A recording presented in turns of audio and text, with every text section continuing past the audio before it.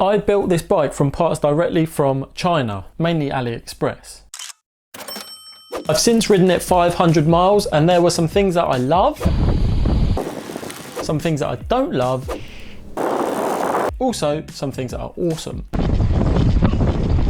In this tell-all video, we are going to take an in-depth look at my £2,000 AliExpress build, from how it feels between my legs in the twisty roads and the quality and the performance of the components. Oh, and minor detail, I also had a crash. Some oil in the road there, not what you want. More on that later in the video. So the ride quality. Now, I'm sure many of you people look at this aggressive position and think my arse wasn't designed to be that high in relation to the rest of my body. I did the same, but I must say this bike is comfortable. This is probably down to the meticulous research on sizing and having a full bike fit. It's safe to say that I'm pretty pleased with the result. This Els Falaf Pro 2022 is way more comfortable than my Giant Defy Advance 1, for example. The Giant is a size 54 and the Falaf is a size 52. This is the effective top shoe size. Now you can see the rough difference in geometry here. So was dropping down a size a good move, or do I feel like I'm riding a miniature bike? I can tell you it was a good move. I am 5'9" or 176 centimeters, depending on the measuring stick you use, and the size 52 is the right size for me. Now it's worth noting quickly that my stem is also 9 centimeters, but more on the bars later in the video. If you imagine yourself sort of hunched up or in a sort of fetal position and extend outwards, I would naturally fall on this bike correctly. In other words, basically, I was born to ride this bike. Perfect match. Well, that's what I like to tell myself anyway. This bike also sits lower to the ground, which means a couple of things. I feel less top heavy, like Gru from the Minions, and more planted on the floor. It also feels like I'm cutting through the wind in a naturally tucked in position, and less like a freight train in a gale. Mind you, the winter months haven't been kind to the old waistline. The camera's very slimming. The bars I have on the bike are fully integrated Arom Aero Pro, which came with the bike from Els. Now these bars have a stem length of 9 centimeters and a width of roughly 38 centimeters. This means that I'm tucked in nicely. My arms aren't like a parachute out here slowing me down. Now this sizing is what my bike fitter Romain suggested from my first bike fit after looking at my body geometry and position on the bike. With a compact cockpit like this, it feels super compact. These narrow bars also make the bike super responsive. If you think about wider bars, the more you actually have to turn to steer. The narrower bars on the other hand are more agile and more nimble. This can take some getting used to, but out on the road, I really like this feeling. In a real scenario, aka riding to the cafe on a Sunday, it helps with dodging potholes and generally being responsive to whatever the UK roads throw at you. Now, I nearly fell down a crater the other day and I slipped on oil in the road, which was unavoidable, which is why I crashed. Just coming around that corner, here, slippery as anything, down I went. You can see some oil in the road there. Yeah, wasn't going fast. One of them things. Everything seems okay with the bike. It's not what you want on your brand new bike though, is it?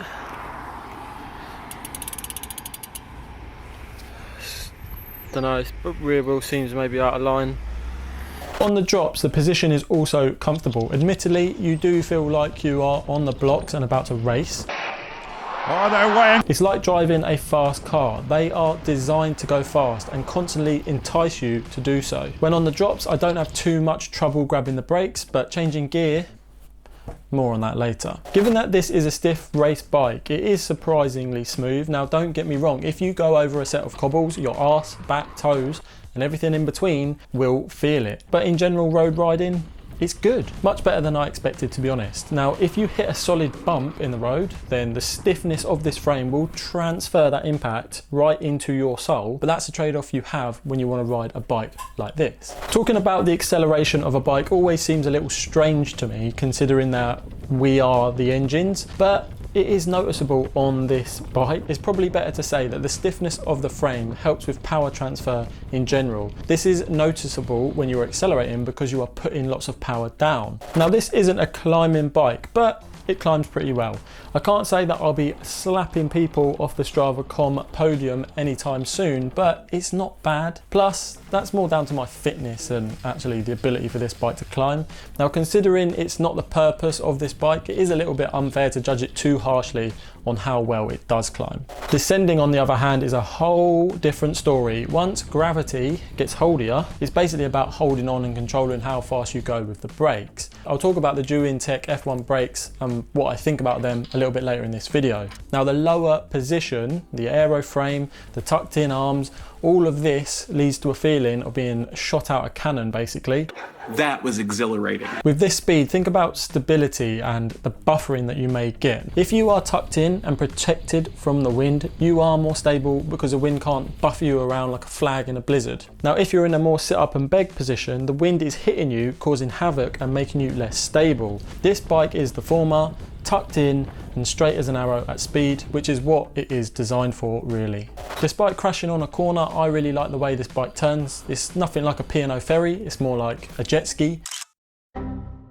Being so tucked in with narrow bars, I tend to lean more and do less actual turning with the bars. The bars are great, but they are also super compact. So not only are they narrow, they also have a short reach. So they are small, very small. When building the bike, I was under the impression that the shifters needed to be placed roughly on the highlighted area, the rougher area on the bars. Correct me if I'm wrong in the comments. But what I found is, even at the highest point on that rough area, the levers are pointing down slightly. This causes your wrists to be like at this sort of angle. Ideally, I'd like to have the shifters a little higher so my wrists are a more relaxed position. Not like this, so it'd be more like that. Additionally, these bars are narrower than the 38 centimeters that I thought they were. This is because I was looking at the B measurement, which is a width on the drops, and not the C measurement, which is a width on the hoods. You can see the hood measurement is actually 37 centimeters and the next size up is 39. I made the decision and now I just have to embrace it with open arms, or should I say open palms. These old man jokes are getting out of hand. I need to get a grip. Yeah, that last thing, funny.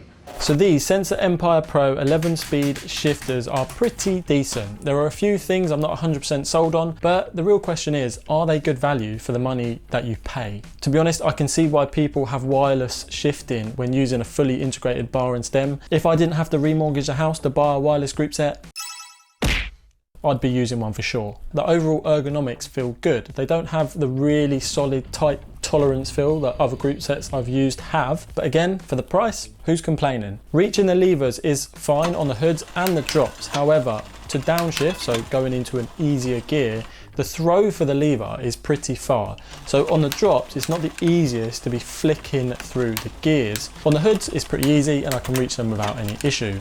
And I don't exactly have spade hands either. So these Sensor Empire shifters shift the same as SRAM. Talk about tongue twister. So essentially a small tap on the large lever and you'll upshift into a harder gear. And when you push the lever over further, you downshift into an easier gear. However, there is also a double downshift that allows you to jump 2 gears at once. To be honest, I struggle to see past any shifting that is better than Shimano. You have 2 levers doing 2 different jobs. It just makes sense. The front derailleur shifting is all good and works well. You have that half shift to stop that chain rub when you are cross training up a 4-kilometer hill. Yes, you. It also lets you know with a big click when you can't upshift anymore. So overall, the levers are good and the shifting works. They did get a little squeaky after they got wet, like an old shed door, but that seems to have disappeared, so we're all good. Now, I was really intrigued to see how these Duintech F1 brakes performed, as it seems to be a decent upgrade and is far less hassle than a full hydraulic brake system. Considering the options are limited when it comes to hydraulic group sets from AliExpress, this seemed like a good choice. So initially, I wasn't too sure how I felt about the brakes, but after a few rides, they came into their own. For starters, they are way better than mechanical disc brakes. It's actually a huge difference from my experience, with way more stopping power on the hydro mechanical brakes. I was worried, given the very tight cable routing on my bars and frame, that the brakes weren't going to perform well, or I'd pinch a cable and kill the braking completely. But that wasn't the case. So it's nice to know that all my hard work routing the cables and getting the path of least resistance actually worked. In terms of real world performance, the brakes come on gradually, and if you grab the lever, then you can lock either wheel pretty easily. So it's more about learning how to apply them. Grab too much and you may end up doing an endo into a field. Grab too little and you may be steaming through a field at full pace. So I would happily recommend these Duintech F1 brakes. They are definitely one of the positives and good learnings that came from this full bike build. The crankset is The crankset? I wish I could give you some elaborate story about how it changed my life forever. Despite my ever-evolving comedic storytelling, I don't have much to say about the crankset. It does the job well, it looks great, I would buy it again. In fact, I may have 2 ready and waiting. I wonder what they could be for. The Falaf 2022 frame by Els. Now, let me tell you, I was a bit nervous when it first arrived. I was like a child on Christmas morning with a gift from that weird uncle, not knowing if I was going to love it or regret it. But let me say, I have been pleasantly surprised. Every time I hop on this beauty, I feel like a kid in a candy store, a very fast, aerodynamic candy store. So what would I change? Now, although I'm happy with the braking and the gear changes, I'd love to go with electric gears and hydraulic brakes so I didn't have to manipulate compressionless cables another day in my life. I would also get better bar tape. This £5 bar tape from AliExpress just doesn't quite cut the mustard. I also bought some aero bottle cages and I didn't even dare to ride with them. They were a disaster waiting to happen. If you want magnetic bottle cages, then these are simply not the ones. I've actually hit a water bottle at 20 miles per hour, and trust me, no matter how thirsty you are, it's not a fun experience. I'd also like to upgrade the wheels. Some all singing, all dancing carbon set, which may be in that box, would be amazing. Full video coming soon on those wheels. So would I recommend a £2,000 self-build budget carbon road bike from AliExpress? Yes, I would, and here is why. It costs a fraction of the price of similar bikes directly from Western brands, which makes all the difference. It looks good, and come on my friends, let's not pretend that looks are irrelevant. The custom paint from Elves is great value and you really feel like you have a one-off bike. When you put hours, blood, sweat, tears into research and building a machine that's going to carry your sweaty ass hundreds of miles, there is a different feeling of success and achievement that you not only created something you love, but also protect your bank balance in the process. And if you want to see the full bike build, you can click here to watch the full video. You learn from my mistakes, made loads of them, have a giggle, and you'll be ordering from AliExpress in no time. Babes, what do you think of my £2,000 AliExpress superbike? I think it's incredible.